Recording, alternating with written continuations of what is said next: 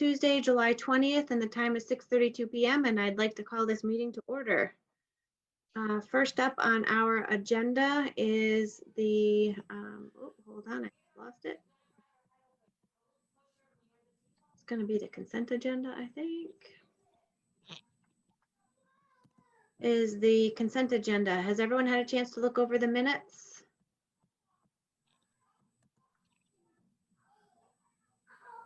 Any comments, questions, anything on the minutes? Okay, can I have a motion to approve the consent agenda?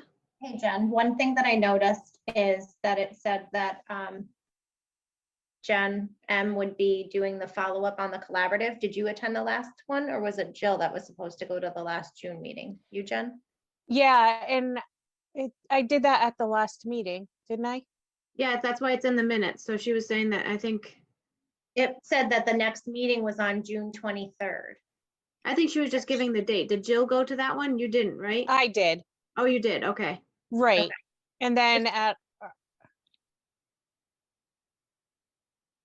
Right, exactly. That's why I was like, I don't remember exactly, so I figured another consensus on it. didn't we have a meeting after? Okay. Okay, just double checking. Perfect. It's great. I'll make the motion to approve the consent agenda. Can I have a second? I'll second. All those in favor? Aye. Aye. Hey, Jen, do we have to do roll call for every vote now that we're remote? Ah, I that's, believe that's an update. yes, it is. So Jacqueline, I guess we have to re-vote for that. So can you do roll call, please? Thanks, Audrey. I had forgotten. Sure, so did I. Stayed along with it for so long. Ms. Bartos, Aye. Ms. Hudak, Aye. Ms. Millet, Aye. and Ms. Parent. Aye. And we just note that Jill's unable to make this meeting as she's on vacation.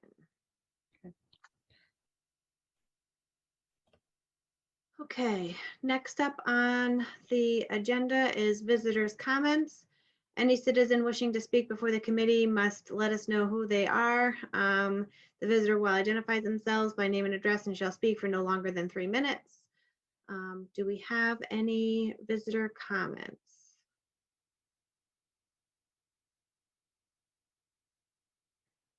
Just use the raise your hand key and we can promote you to panelist. If you have anything that you'd like to offer to the meeting, we'd love to hear from you. Seeing none, we'll move along. Next up is continuing business, the school choice data.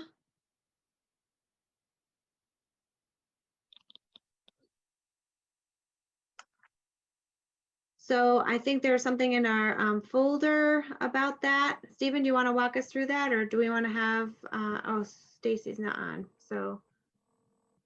Sure. Yeah, I didn't get into the folder till today, so people might not have had a chance to look, and that's something that we'll do a better job about, certainly. But I know the data is reflective as of yesterday, and there were changes to it happening as late as this morning, and I'm sure through the afternoon. So, you know, enrollment obviously in the summer is going to be very fluid, I would say.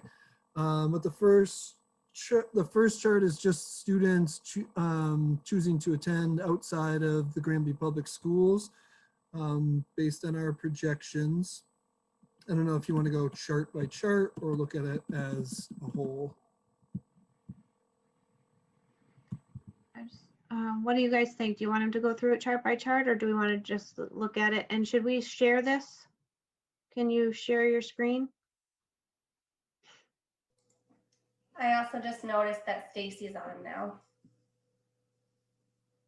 Oh, you're on mute, Stephen. Jen, I think you need to give me permission to share. Sure.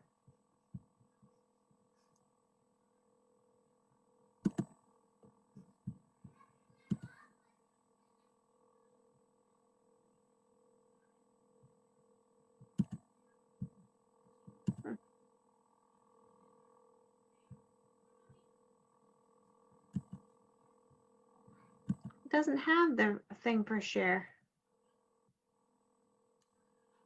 I wonder if you can go over to my name, like we're in panelists. Yeah, that's where I'm at panelists, and I clicked on more, and it has, If you make me a co-host, I think that should allow me to share. Is that not an that's option not either? there either. Oh, If she's change. only a co-host, I don't think she can make you a co-host. Yeah, I can't, and I can't apparently give permission to share. I have removed permission to record local files, allowed to multi-pin, put on hold, remove, spotlight for everyone, change role to attendee, and rename. Stop video. So it does Hey, not. Jen, how about you share the document while he's talking about it? Oh, sure. Okay, I can do that.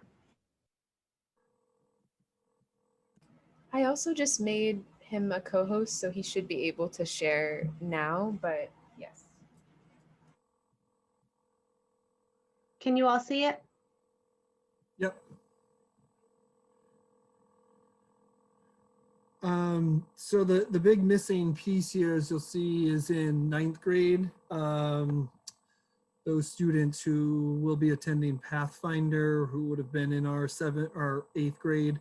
We don't have a final list from Pathfinder. We should be getting that in the next couple of weeks. Hopefully by one of the August meetings, we can update that. But that will, I mean, not a significant number, but typically it's in the 6, 7, 8 range when we look at that. And I don't know if we want to bring Stacy in, but is this, how different is this from the last one that we saw? I think we wanted to try to have like the difference from week to week, like the plus or minus, so we know, is this 116 higher or lower than what we were at? Or I just want to know where do we see where it's different from what we had last time? You mean from like the last meeting? Yeah. That I'm not sure on. Oh, sorry.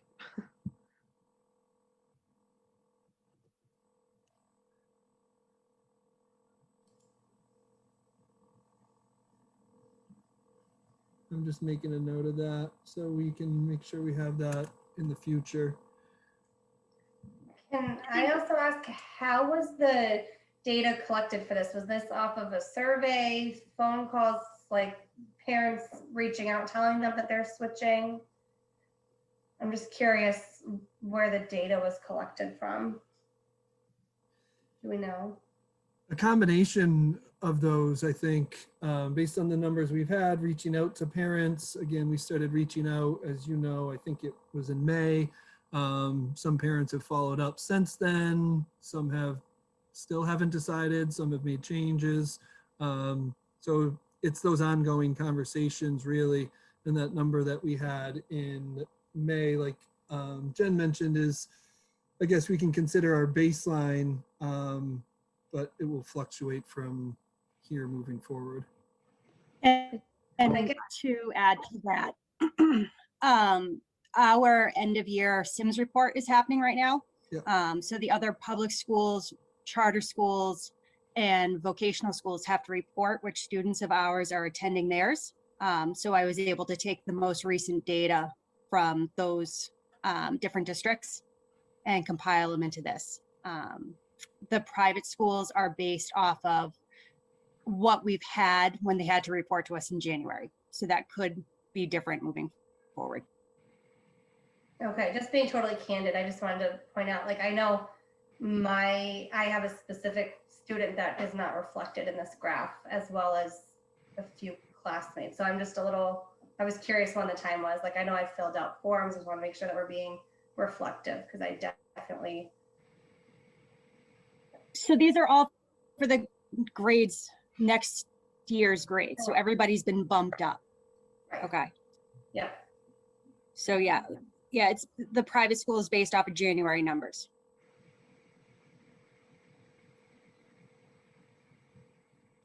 All right, so I'm going to scroll down a little bit. So this is choice in. Yep, so those are students outside of Granby who are planning to choice in for next year. Sorry, I'm having trouble. My screen is really jumpy. It's not letting me just move down a little bit. Trying. Am I making anyone seasick yet? I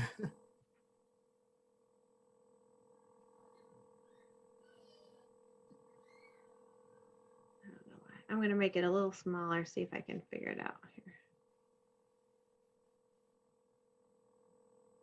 Come on.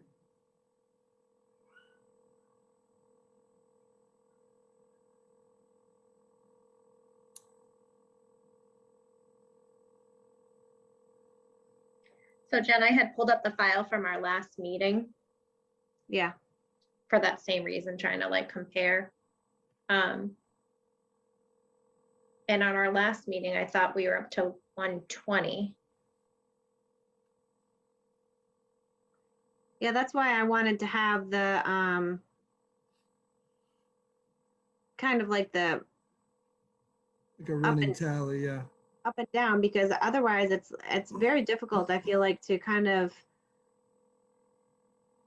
understand what we're looking at. I'm glad that we have all of the numbers and all of that, but it does become difficult to be like, okay, well, so now we have 13 for grade 9, but what did we have 2 weeks ago or 3 weeks ago, or the last time we looked at it? Is it +3? Is it +5?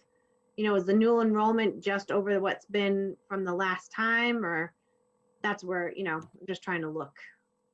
So my understanding is the returning are those students that we've had in the district in a previous year. New enrollment will be students starting this coming school year. So it doesn't necessarily answer your question, Jen, if they're new enrollment from the last meeting, but new starting in the 21-22 school year. Okay. Anyone have any other questions on this one?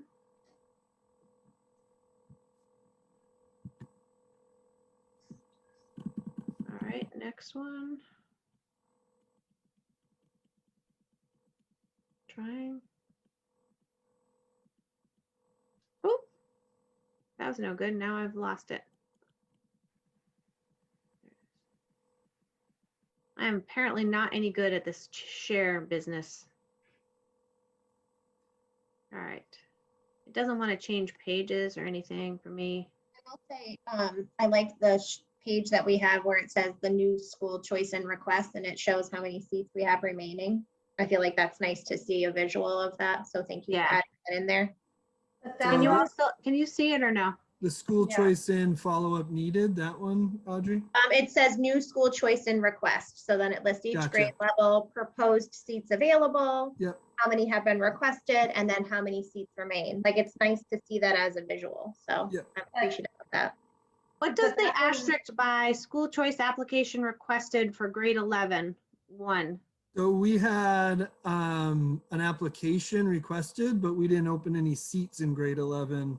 And I think that was discussed at the last meeting too. So we just wanted to note that there was an application, but we can't accept that student because we didn't open seats in grade 11. And that's a that's- true school choice. That's not a return student. Correct, that was a new application. So then I guess my question to that would be, what happens if a family moves, but then they want to keep their child here in grade 11 and grade 12? Are there those special circumstances where we then can allow it if they wanted to continue and finish with their? I'd have to look into that a little bit more if 'Cause they I'm moved assuming that's out, not because this case. technically you can't give preference, but if they were. Right. Well, I'm not sure that that's entirely sure, because I know someone that just moved to South Hadley and they called it a stay put form. They didn't want to move to the South Hadley schools, so they wanted to keep their child in the Granby schools. So they called it like a stay put form or something. So if there's someone that moves and they've Yeah. been attending school, But didn't we have a special circumstance that we actually did agree on because it was already factored into that grade level? We did That was open when we that up for closed down. last year, yeah. Yeah. So Yep. my question is more the proposed school choice seats available. Like in grade 5, it shows 13 available, but I thought that we kept it at 0 because that was the grade that was going to 2. Correct. That was the asterisk the last time, was that it was had an asterisk so that it was going to be 0 if we only had 2. Correct. So should it still be 0 right now? Because we're only having 2, probably.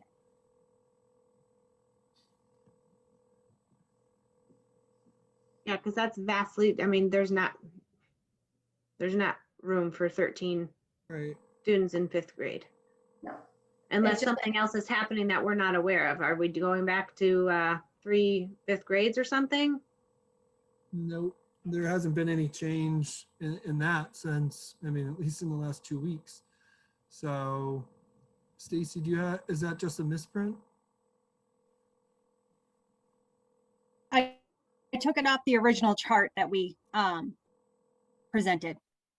And we originally presented 13, so it just wasn't updated to the 0 for 2. So that's back in the March presentation we did. We had 13 that we presented as open. All right, we just want to make sure that everything jives Yep. going forward so that when we have this document, it's real time of what it is that we're looking at. Yep. Please and thank you. And then this one, talk to me about this one, the follow-up needed. That means there's been applications and we don't know? No, so Correct. they haven't returned an application packet. So they've been accepted and sent an application packet, but we haven't received it back from them. So we need that, right? We need that to enroll them. So that's like the next step. So those 4 families, we're just waiting on those 4 families. And that's actually 3 because that one in 11th grade should be 0.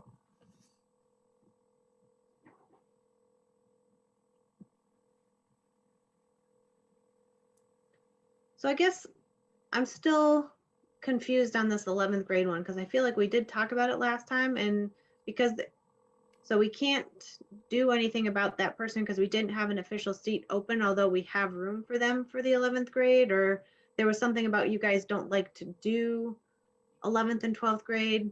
So just walk it back for me on that one. Yeah, I think 11th grade is a larger class. And, you know, I think we could probably get away with opening 11th grade. I think at the time that we proposed the seats that we proposed, there were some questions about what we would be able to open and what we wouldn't be able to open. So we were pretty conservative in that respect. And I do think 11th grade and definitely 12th grade present some challenges, you know, based on the course of study, the local requirements for graduation and things like that, depending on where students were coming from, it can present some challenges to get them across the finish line. So like, again, we were conservative with those numbers to begin with. As I This recall, just goes to my lack of understanding of some of this, but to me, it seems like anyone that's going to be school choicing in from locally that's going to be driving is, you know, we're not talking like from across state lines or even out of different, you know, out of Western Mass because they'll be coming. So how vastly different can graduation requirements be? I mean, aren't there sort of mandates that, you know, you have to have so many years of a language, so many years of math, so many years of an English, passing MCAS scores and all of that? I mean, how vastly different are graduation requirements? Yeah, so in some places like Granby, for example, is no longer the case, but you know, 3 years ago or 4 years ago, Granby had a 4-year requirement in history and science, and other districts only have a 2-year requirement. So if somebody came in as a senior with only 2 years and we had a 4-year requirement, they would have to double up and things like that. So locally, we have some leeway into what our requirements are. You know, it could also present a challenge for students who are going from a 7-block schedule to a 4-block schedule or vice versa based on the number of classes that they're able to take. Some places have specific technology requirements, more or less, in Granby. So again, like when it comes to getting across that graduation line, the later the transfer happens, the more challenging it can be.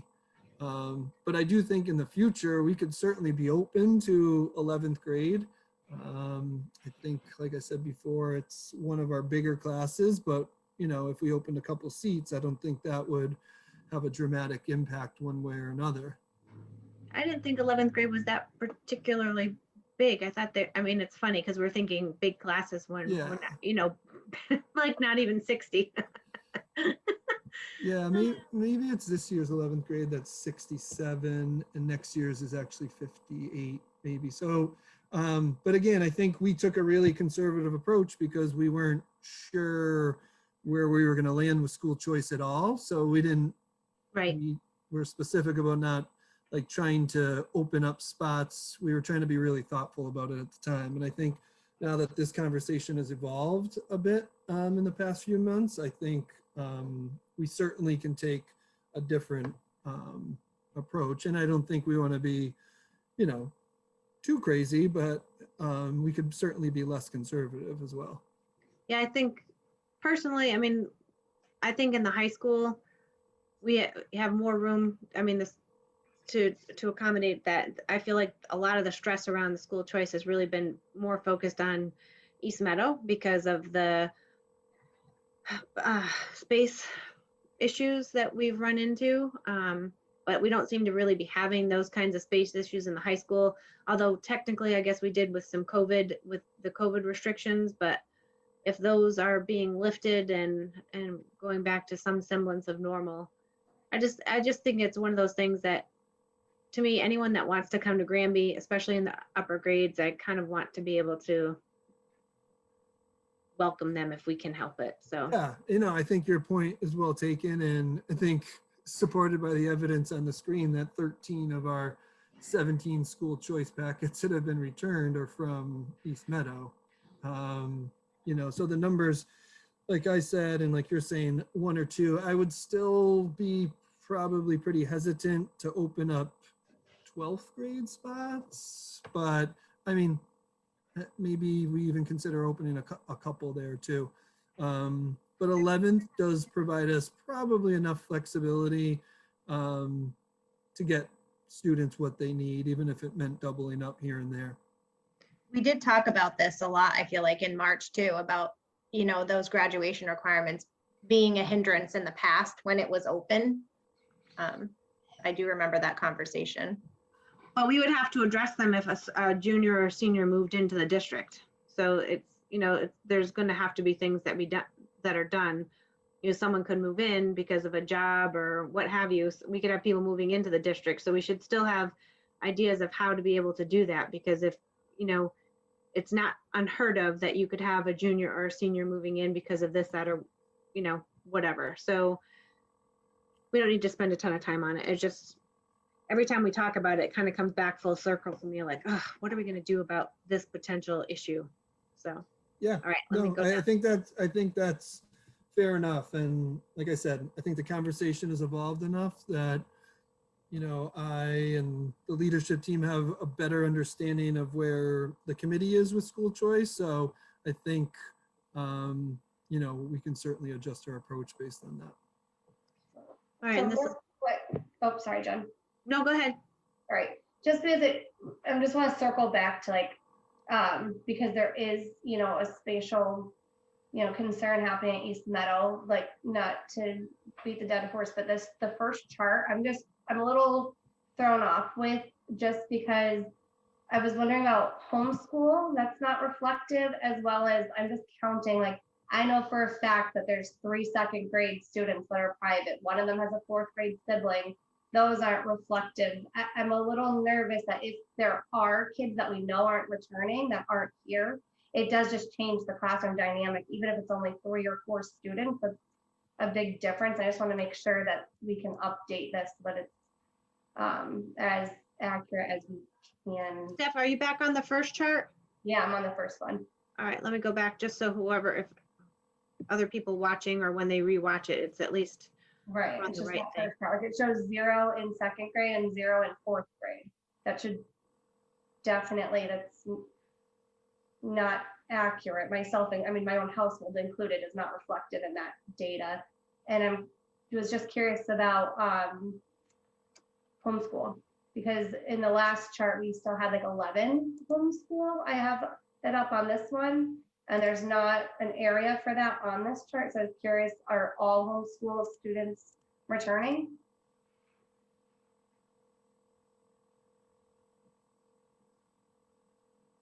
I don't believe all homeschool students are returning. Are they staying homeschool or are they going somewhere else, or do we know? I don't have that rate with me, but I can certainly talk to Stacy about making sure we add the homeschool column and then look into any of the grade, any and all of the grades. And again, I think, you know, we're prisoner to the data that we have, but I think Stephanie, your point's well taken. If, you know, it's students who left the district, but again, I don't know how the timing plays into it too. Like Stacy said, any of the private schools, this is only reflective of January. So anybody who left to a private school after January isn't reflected on this.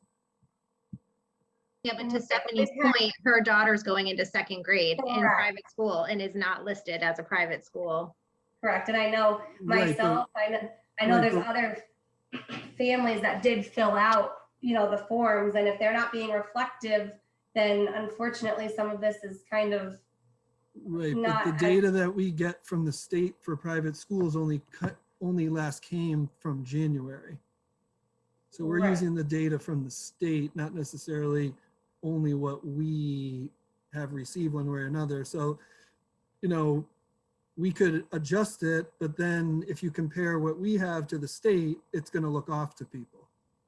so the state is, if the students were, as of January 2021, Correct, right, Stacy? So that's where the problem, that's where the disconnect is, because her daughter started private school in September as a first grader. So Right. did it actually move forward, or is it still showing in the grade 1 line? That's where I think Stephanie's question is coming from. Or is the Right. one in grade 3 in the wrong line? Right? That's what you were saying too, Audrey, right? Is like how where is it reflected? Right, well, it should be in the current grade 2, and it's like I said, it's not just that my one student, there's, you know, Others. others and their siblings, and I know it's specifically in grade 2, going into grade 2 and going into grade 4, and if we have 0 and all of these families were there in September and are staying, and that's only one place that I know for sure of, I just want to make sure that, you know, that can kind of, Right. Yeah, Because all that stuff is going to make a difference into how the classrooms are set up and the, you know, the space and all of that. So that's just where we've been coming around to it. It's not just based on the school choice, but it goes to the overarching thing of the space issue is, you know, we need to have a better handle on where these numbers are coming from, that so that you guys can set up the classes and make sure we have everything go. So I don't think any one of us doubts that it's a moving target, but it just, you know, we as a group, as the collective here you know, because of the way people talk and your friends and everything, we've all had very specific instances where we're like, we know absolutely someone's going to a private school, like going to Pope or going to MD or whatever, and we're not sure that it's being reflected. So Yeah. Go ahead, Audrey. Well, just quick question. Do we have to follow the data from the state? Why can't we use our own data that we have, I guess? Like Good pulling question. it from the January info is the only way we can track this rather than tracking our own actual numbers? no, I think what I was saying is we can track our own actual numbers as well, but then discrepancies might happen the other way too. So if people went and looked at the state data versus our data, there might be just some discrepancies. We'll just that have way like as a well. disclaimer on the top that this is Granby's personal, not Yeah. reflective of the state. I don't know. I feel like it's hard because there is such a lag, you know, and we're trying to stay on top of it right now. Yeah, so I certainly have some notes and I think some things that we can do to clean it up. And I think it'll also help if we can get it in your folder sooner so you can review it and send us these questions and we can look into it. So by the time we're presenting on a Tuesday night, we have all that information. So we'll do a better job about that. So too. I do have a comment. I know that sometimes with the private schools, I don't know 100% how the communication gets to Granby based on an individual going to a private school. But isn't there a whole application process that the individual does at that private school? And then how is it communicated back? And then isn't it a timing depending on when the parent or the family gets that information out? Because I mean, we're asking for numbers that are going to continuously change, but we have so many factors that make up these numbers. And the timing isn't just on the schools communicating, it's also families that have to get this information to whatever school they're going to, and then it has to come back to Granby. So I think it's tough. Just because we know someone's doing it, it doesn't mean that that individual got everything done on a certain time by the time we get the meeting done. So I mean, Right. it's very difficult when we're looking at moving targets that change like hourly. Yeah, I agree. And like I said from the beginning, like I know there were new students being enrolled at East Meadow as of this morning that aren't reflected on this. But I think to Stephanie's point, data from last September should be reflected on this. So I think, you know, both can be true. I would agree, Jen, that some of it is happening in real time, but, you know, some of it happened 10 months ago and should be reflected on this. So I think both are true. Absolutely. I think that it's important to note that we know that all of these numbers are a moving target, but really what we were trying to do is to get a better grasp on it so that, you know, these questions that come back to budget issues aren't haunting us. We're really just kind of, we have a really good handle on it, you know, and I feel like that's where we're trying to get to with that one. I know, and I know that everybody else knows, every time we look at this chart, it's going to be different. But if we're looking at this chart every time we have a meeting, there's not going to be the surprises that I feel like that get thrown at us when we start having budget conversations. It's because it's not going to be a surprise to anybody because it's going to be out there all the time. And then we have a narrative, we have a story, we have the proof is in the pudding. These numbers have fluctuated. People have, you know, gone in, gone out. We have the story there. Then we have all of the data back up from every meeting where the change is and how it's worked. And I think that that's what's been eluding us. So we're all trying to make a very more structured, more formal grasp of the numbers, but really it's just so that there's equal footing for everyone. There's not any questions, there's not going to be surprises, and we can watch and see how this ebbs and flows and how it moves. And so that when someone comes back to us and says, like, you know, all of a sudden grade 4, there's 800 people in there and there's no room and no cubbies and people are laying on the floors and we look like we don't know what we're doing, we'll be like, well, no, that's, you know, this is a surprise because someone suddenly built a development and it's all, you know, all families in grades 4 only that moved in or whatever. I just think we're getting to the point where we're eliminating some of that appears as guesswork. You know, it's going to be out there for everybody to see. Yeah, I totally agree. And we tried some new information a little bit this month with some of the information, like, and your feedback's helpful. So I think it's certainly going to be an iterative process and we'll get there. And I think, you know, having conversations with each of you individually over the next few weeks too is helping me think about, you know, how this information can be presented. Like I said, and Adam and I have talked about, not just with school choice, but other things. If we can make sure we're getting this information in the folder by Thursday, not on Tuesday before, that gives you the opportunity to ask some questions, even if the questions don't come till Monday or Tuesday morning, that we might have missed. Because I think we all know sometimes when you're looking at these numbers, like, your eyes start to cross and you're questioning, is it grade 1? Is it grade 2? And so I think it's all part of the conversation. And I think we're definitely getting closer to it. And at some point, I think we'll all agree that, all right, this chart, this process, this visual works for us, and then we can use that as our template to make those adjustments each month. Sounds great. Audrey, you have your Anything hand else up. on school choice data? Oh, Audrey, go ahead.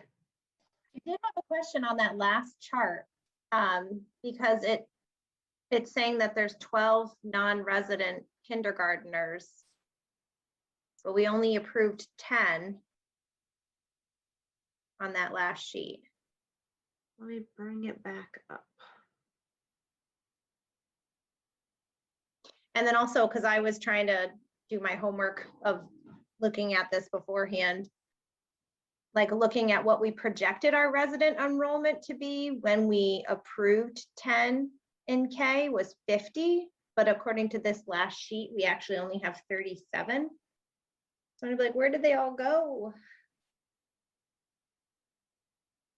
I believe it was always small because remember I brought up a while ago if we could re-vote to go to 0, that way we could have maybe kept 2, and I was told that we couldn't because we had already voted. That was always a small, K was always a really small group.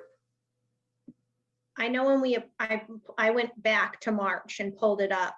And at the time it said resident 50, proposed seats 10.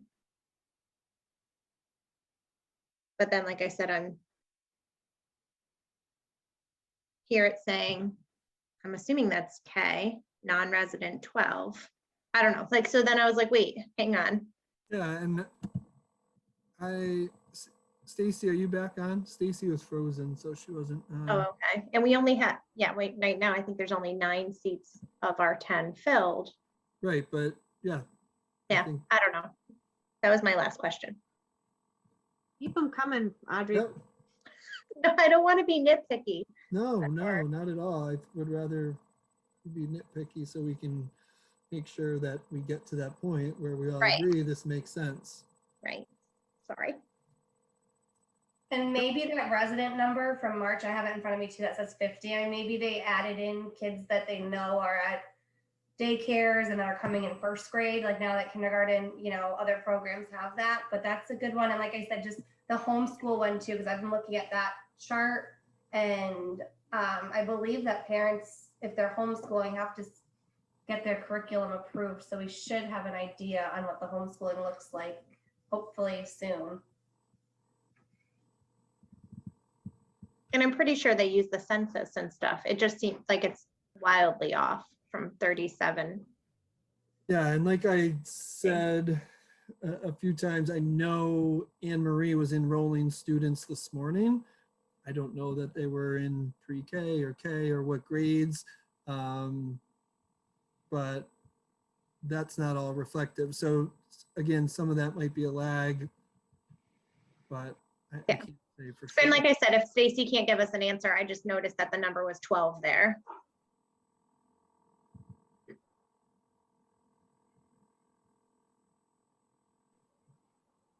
Yeah, so we'll work on cleaning that up. In those areas, I took some notes there, and we'll come back in August with an updated report and some clarity on those questions. Thank you. All right, all set with this one? Next up is new business, policy J.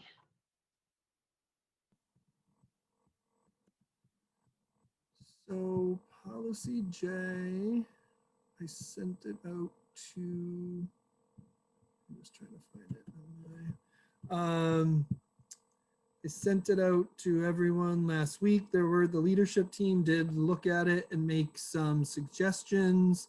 Our attorneys are looking at those suggestions. There's a lot in this. I think it's 55 or 56 pages. So there's a lot of some minor detail and things like that too, but some changes were made. So they were looking at it. There was one question. You know, I just ask, and I don't know that we want to get into much discussion about it tonight, but I do ask that people look at JIB. That does, I checked with Kimberly, that does come from, it is on page 17. It does come from Mass General Law, she said.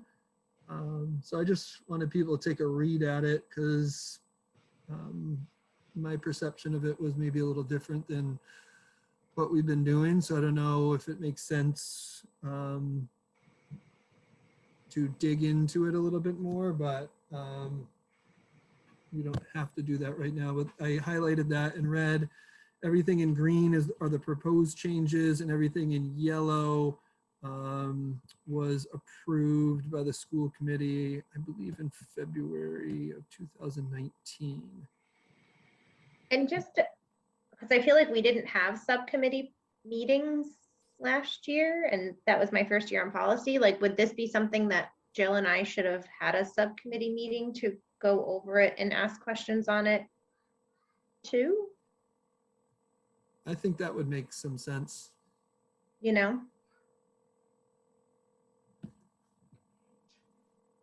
Yeah, I would think so.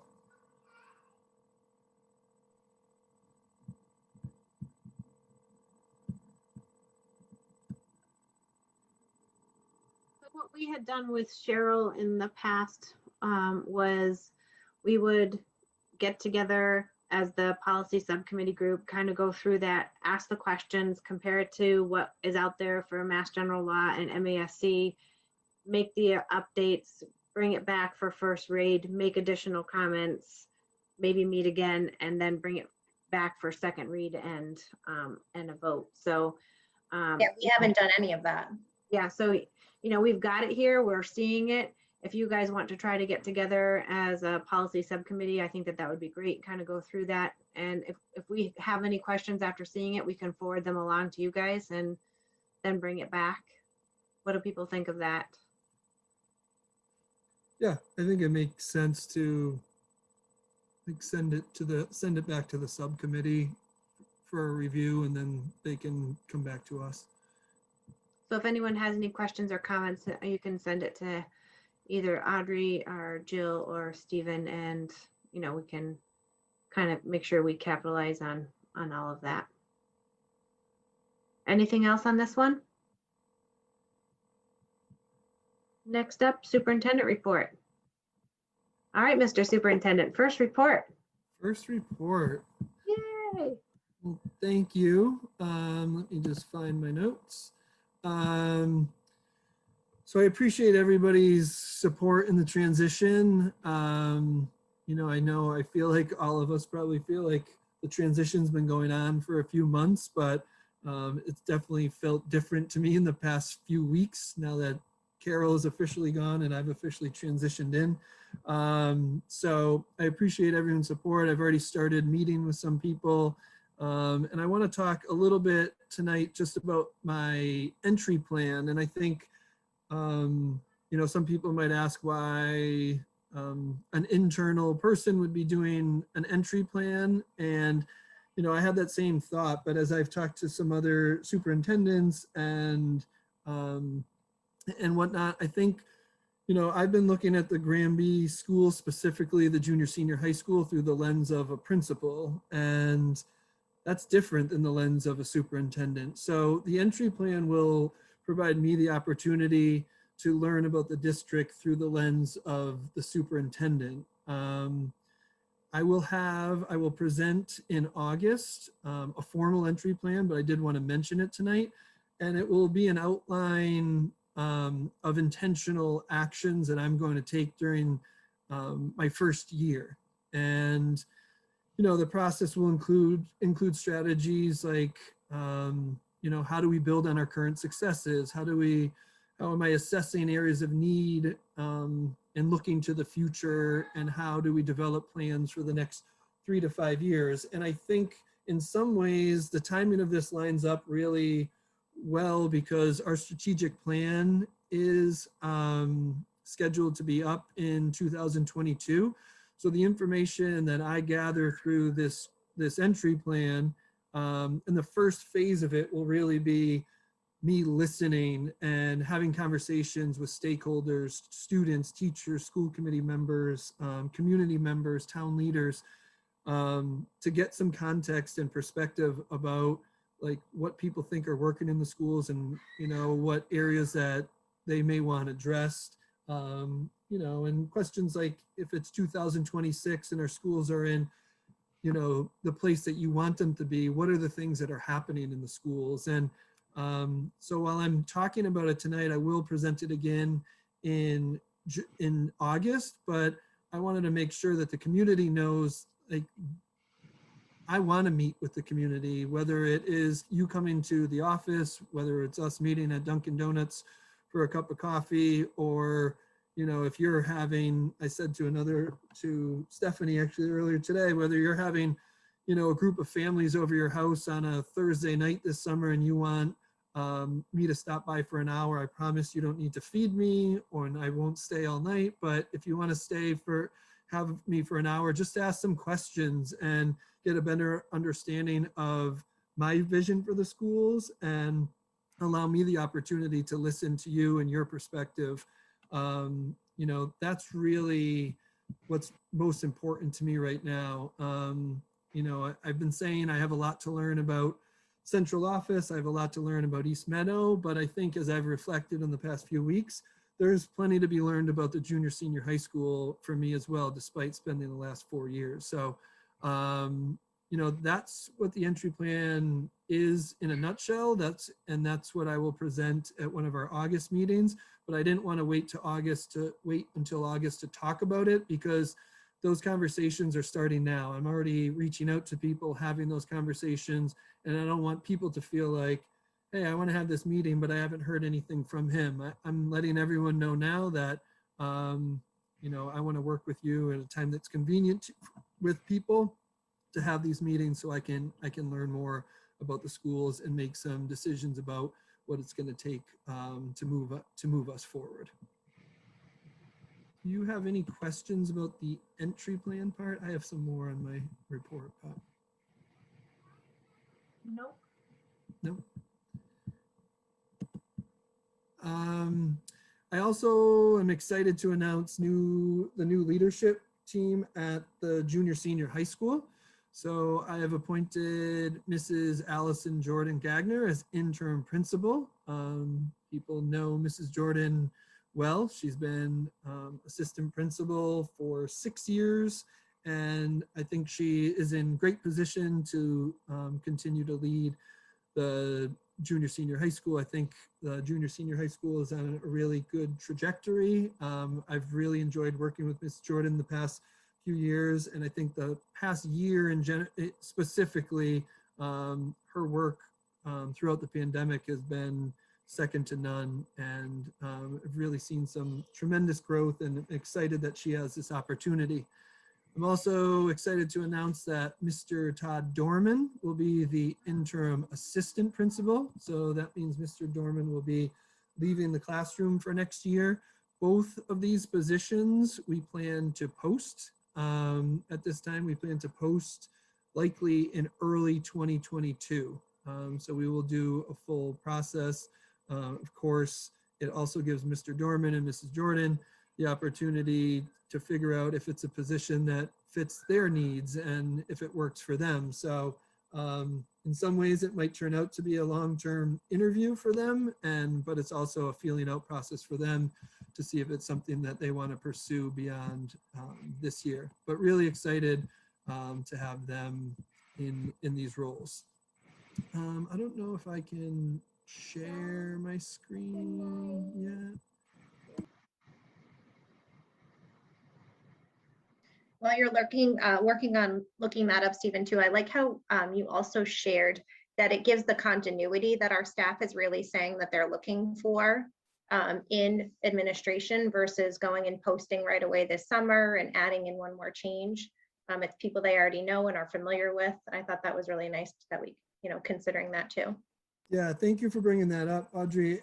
I think one of the things that I've heard throughout my time as principal and as I've transitioned into this new role is, the turnover in administration and changes in leadership, and it's difficult to move initiatives forward. So despite the fact that a number of dominoes have fallen, being that I was an internal candidate, it's all familiar faces. And even, I'm comfortable saying, even the person that we are bringing in to cover Mr. Dorman for next year was a building-based sub last year, so had an opportunity to meet teachers and students over the course of last year. So, there are all these changes, and there are a lot of changes, but there is continuity. It's familiar faces.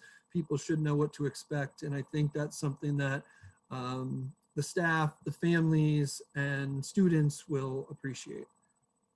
That's excellent. And welcome aboard to both of them in their new roles. Not really welcome aboard, but congratulations on the new roles. Whatever the appropriate one is. We're glad to have them both. Congratulations, works. Yeah. All right, I'm going to try to share. So Mrs. Jordan's already started some of her reach out. So she has set up an opportunity for coffee and a conversation. Presenting coffee and a conversation. Right now we have 2 dates planned. Next Wednesday, July 28th at 9 a.m. will be just Mrs. Jordan and Mr. Dorman. So really focused on what's happening at the junior senior high school. And then Thursday, August 19th at 9 o'clock, the leadership team will be at the East Meadow Library. So making ourselves available. It can be informal. People can certainly just drop by, but if people want to reach out and let us know they're coming, that certainly wouldn't hurt. But Mrs. Jordan will be sending this out. There'll be some more information coming out about it, but just wanted to make sure that we mentioned that tonight. So it will be informal, but also an opportunity to ask some questions. I know as we get closer to kicking off the school year, there's going to be some of those questions, and we're certainly waiting on some guidance from DESE around reopening and things like that. But the further along that we get in the summer, the more likely we'll be to have those answers. So these are just 2 opportunities, but again, like I said before, I know we're all willing to make ourselves available to the community, to parents, to students, to school committee members, town officials, in any way we can at any point. We'll try to work with you around your schedule, but these are 2 scheduled opportunities. That's excellent. Stephen, is this for community members or is it for staff, parents, students? Who is this open to? Yes, yes, and yes. Anybody who would like to attend. I think we'd be happy to see, we would love to see students, love to see parents, if teachers want to come in and have questions. And I think like some of these conversations are already happening with some of those stakeholders. But I also think it's important that like we have an invitation like this as well to let people know that, we're scheduling some of these opportunities. So it's not always, we're not always reliant on a community member or parent to reach out to us to schedule something. These can be informal opportunities to just drop in, and you know what, you might not have questions, but maybe you just want to sit in with other people and connect in that way and listen to their questions, and it's an opportunity to do that as well. Is there any chance that we have a plan of how we're going to share it out? Whether we put it up at Pride, hard copy, Dunkin' Donuts, Yeah, so what I presented was just a flyer that Mrs. Jordan made. I think she just finished it today. So she's going to send that out to her staff. We'll send that out, or I'm sorry, she'll send that out to students and staff in her building. We'll get that out through East Meadow. We'll put out a district call. It'll be on our website. But certainly I think if posting things like that at Dunkin' Donuts or Pride like that, we're happy to do that as well. I think it's also just a nice chance to, like class grass, like places that people are happening right now and visiting, and it's part of our community too. Absolutely. absolutely.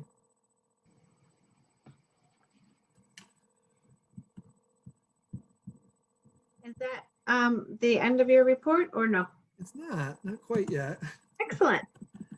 I'm getting I there. love it. All sorts of information. I'm getting there, I promise. So I did want to give a brief update on summer programming.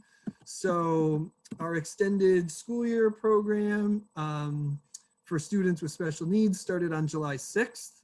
It runs through July 29th. It's offered Mondays through Thursdays at East Meadow.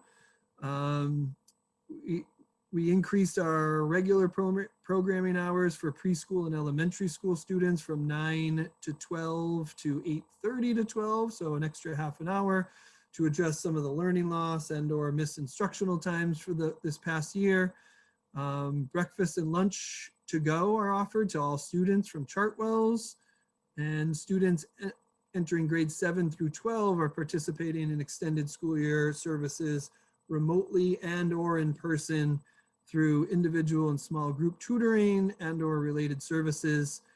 We have approximately 35 students right now who are accessing extended school year services in the summer in the whole or in part across the district. So that's happening now. And then a preview for Granby Junior Senior High School. We'll be offering a 10-week accelerated academy. Students will have the opportunity to meet 2 days per week for 2 hours per day for students in grades 7 through 12 who need additional support in ELA and math specifically. The academy, we're partnering with JFY Network. They're supported by DESE. And we'll also staff it with two Granby Junior Senior High School teachers, and they'll facilitate in-person support through the entirety of the program. The content is accessible online, but we're pushing that students be in person to receive the support from our teachers in math and English. This will start August 2nd, so I know that you're probably counting out 10 weeks between August 2nd and the start of school. Once we start school, this will transition until after school. So they'll have about 4 weeks or so of work during the summer, and then they'll continue that work after school once school starts. It's a good opportunity for students to sharpen their skills, recoup learning, and even the potential for recovering some credits that they might have lost in the 2020-21 school year due to attendance or failing grades. So there's some other things on the horizon with this partnership with JFY Network, like an MCAS Academy that we're planning to start right after this ends, but I'll update the committee on that once that ball gets rolling. But just wanted to preview those things for you all. Excellent. And if anybody's hearing this for the first time about the Accelerated Academy at the Junior Senior High School, if you have questions, you can reach out to Mrs. Jordan and she can provide that information, times and days and all that. But I know a letter was sent out to families, to some families last week, but you know, if this is something that's of interest to you or your student at home, please feel free to reach out and we can get you connected. And the last thing that I had, and I'm not sure if this is the right place to bring it up, but I'm going to bring it up here. Unfortunately, I know at the last meeting we went back and forth on this quite a bit, and I'm going to throw a wrench in the gears again. Unfortunately, I said I could make August 10th work for a school committee meeting, but that night is like the one night that I can't make work. So I don't know if we want to try to push it back a day or move it up a day or push it back 2 days or a week. But just that day specifically, I can't make work. Sorry about Did that. people make the 11th work? Could we do Wednesday, the 11th?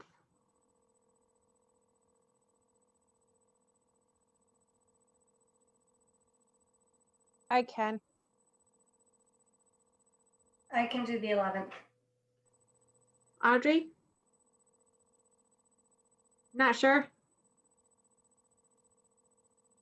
Honestly, nothing's at the top of my head, but I just want to double check, so hang on. Sure.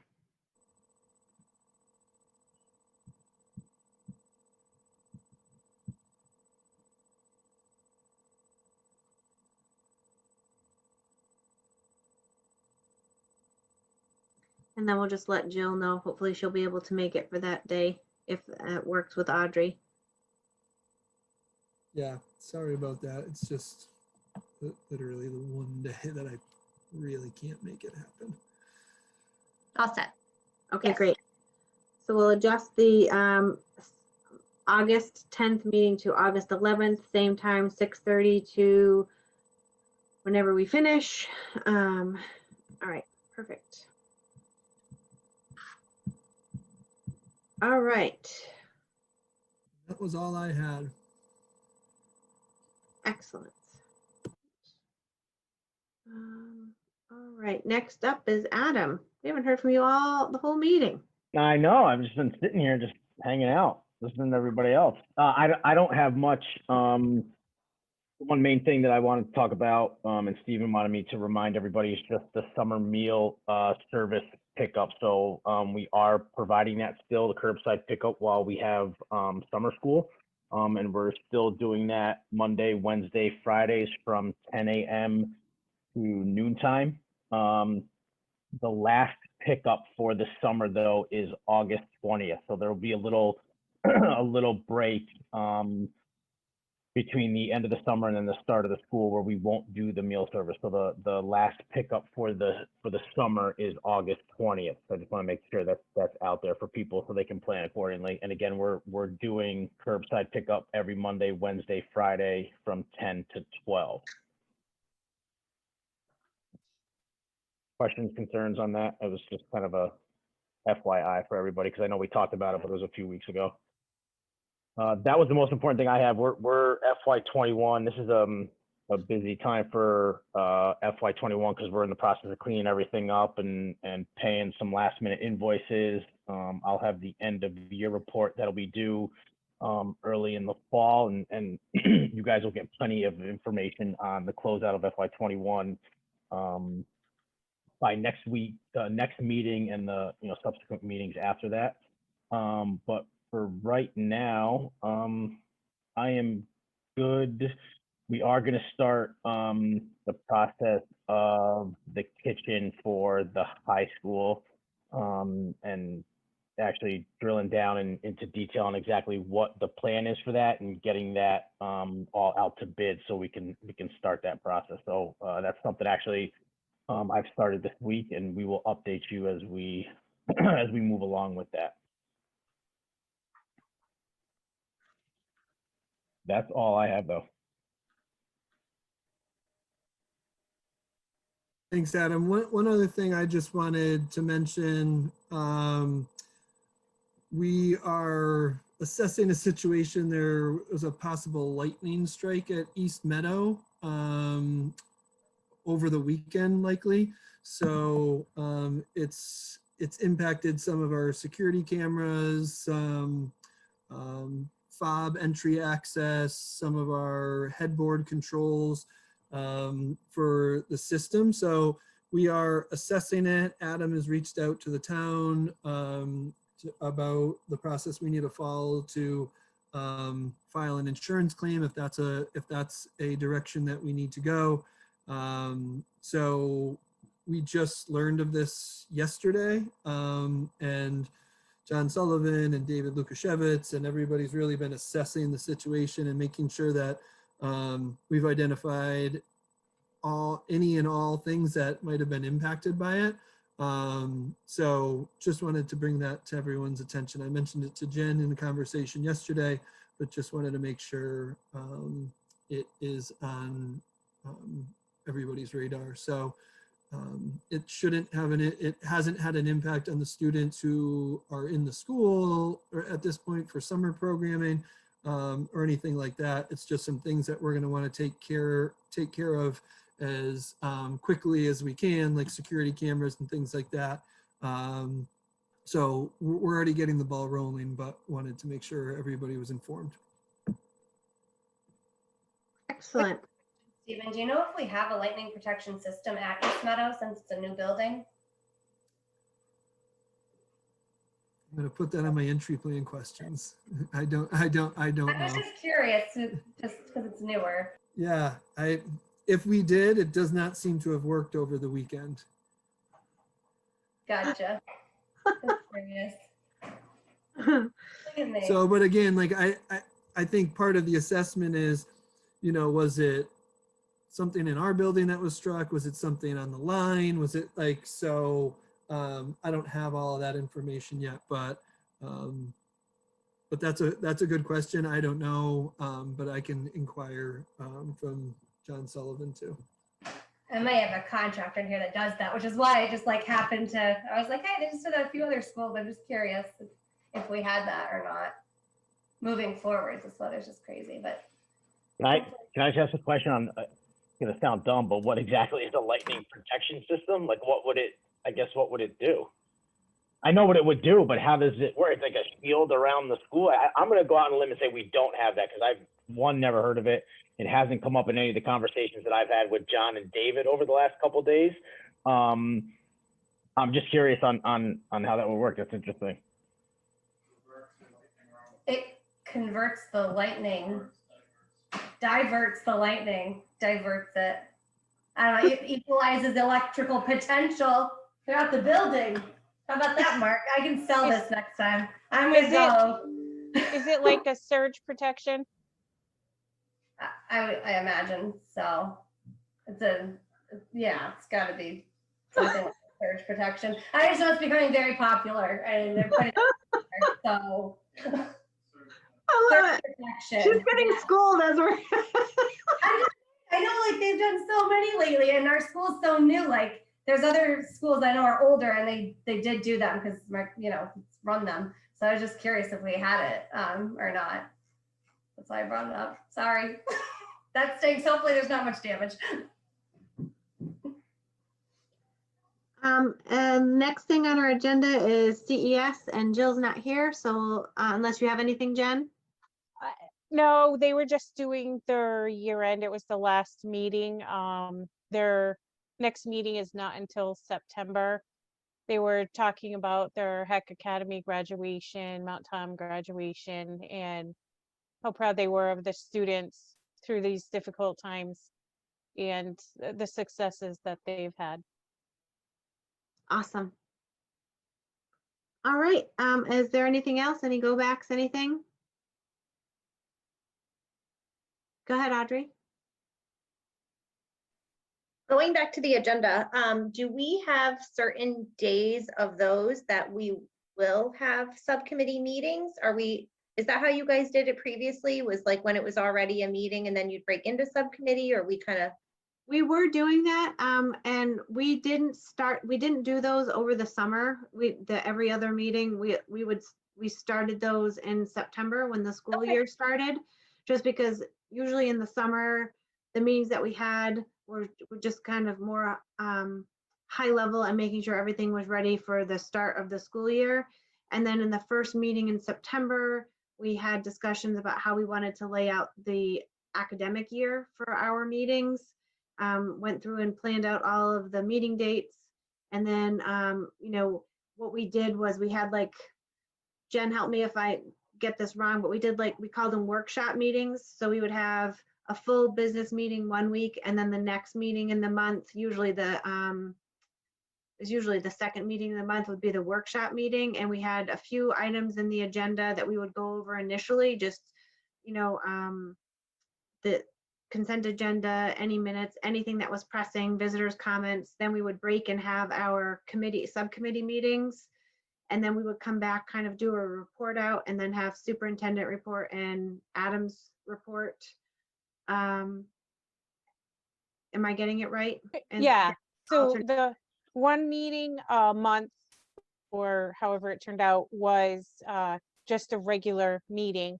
And then the other meeting would be the subcommittee.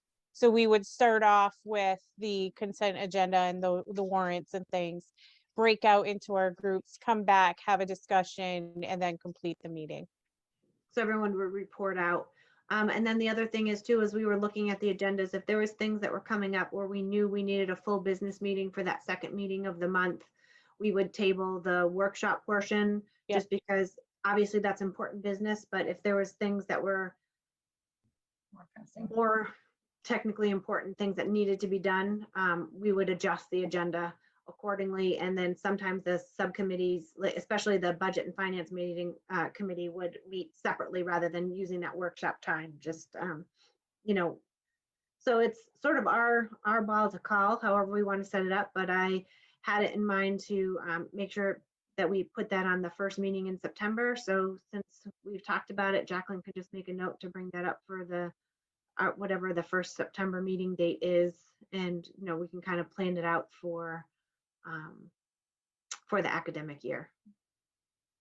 And then things we've talked about since town meeting collectively and as small groups, one-offs is, we want to be more present to the community. So we want to have more, potential budget forums or town hall type, what's the word I'm looking for, meetings where it's not really a business meeting, but where we can have more conversation with people so that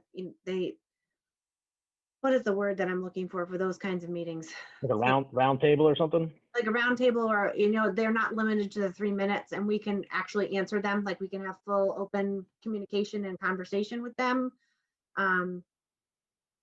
Emma used to call them something specific and it's completely escaping me right now. Like a public forum or something? Yeah, a public forum. Thank you, Adam. You can have public forums on things if we want to discuss budget, if we want to discuss school choice, if we want to discuss the weather, if we want to discuss athletics, whatever. We could have public forums around that. We can map those out and maybe save one meeting a quarter, for instance, and say, oh, this is going to be a public forum and we're going to have 2 things on the agenda. Or however, the scope of the meetings that we have for the academic year is ours to do however we want, as long as they align with our strategic goals and getting our regular business done. So something I think that we should talk about, because that kind of goes back to what we've talked about with community outreach and our those other committees that we have. How do we get the word out to people beyond just their school community families? So but these summer meetings, I think, the next couple of weeks, I'm sure we're going to start hearing stuff from guidance from Desi and things that I don't want to necessarily take time from that for those summer meetings. And then we'll start getting into the meat of it when we come back to school and figure out how we want to set up our year. Does that sound okay to everybody? Yeah. And thank you for sharing that. Like, I feel like last year was such a different. Last year was a show. Yeah, exactly. So I feel like I just don't know. So that's why there wasn't anything about last year that was like anything on my other 2 years of the committee. And I hope we never have another year like it. Right, seriously, right? Done and done. Yeah. So I, from talks with Emery and stuff beforehand, it's what he had said to me is every year the basics are the same, but how we get through it is a little bit different. So that, you have your strategic goals that you want to make sure that you meet and align with, but how we get there is up to the current committee to decide. So if we decide that we don't like the workshop meetings, or we want to, because other committees in the past didn't like giving up their time, so they would try to meet as subcommittees separately, arrange different times, we can have conversation about that. Or no public forums and only budget public forums or things like that.